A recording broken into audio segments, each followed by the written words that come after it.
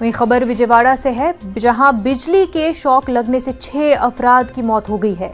आंध्र प्रदेश के विजयवाड़ा में एक फिश पॉन्ड में काम कर रहे लोग अचानक बिजली के जद में आ गए और उनकी वहीं मौत हो गई। ये सभी अफराद उड़ीसा के बताए जा रहे हैं। गुज़िश्ता रात का ये वाकया बताया जा रहा है।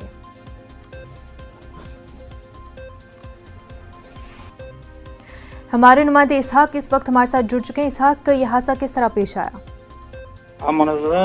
गुंटूर के जहाँ लंकवानी दिब्बे, जहाँ समुद्री तट के जो मछली का जो पैदावार का जो तालाब है, वहाँ पे ये सिक्योरिटी गार्ड की तरह मेंटेनेंस देखने के लिए 6 लोग वहाँ पे थे जी।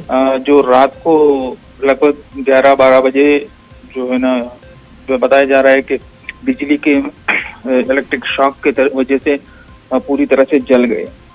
मगर ये वाकया जो है ना सुबह में बाहर आया। जब पुलिस वाले वहाँ पे गए तो इलेक्ट्रिकल डिपार्टमेंट वाले ने कहा कि पूरी तरह से इलेक्ट्रिकल शॉक नहीं है। तो इलेक्ट्रिकल शॉक नहीं है तो कैसे ये हादसा जो है ना केमिकल की वजह से कुछ हुआ क्या? तो इस तरह से पुलिस पूरी तरह से इंक्वायरी कर रही है। किसी को वहाँ नहीं जाने दे रहे हैं। पूरी तरह से जो मछली पैदावार के लिए जो केमिकल्स यूज कर रहे हैं वो उस केमिकल की वजह से या दूसरी तरह से किसी वजह से जो हादसा हुआ ये बताया।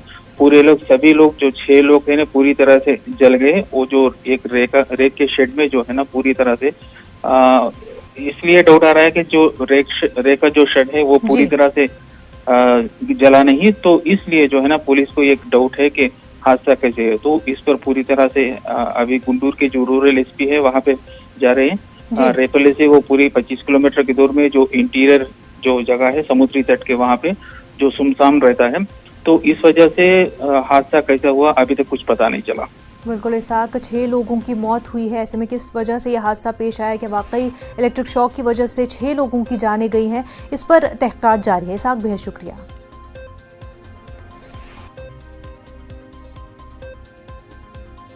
आगे बढ़ते हैं। जम्मू कश्मीर के कई इलाकों में अभी तक सूरत हाल जूं के तू है। इंतजामिया अपनी कोशिशों में मसरूफ है, लेकिन मुख्तलिफ इलाकों की सड़कें टूट चुकी है। लोगों को आमदोरफ्त में काफी दिक्कतें पेश आ रही है।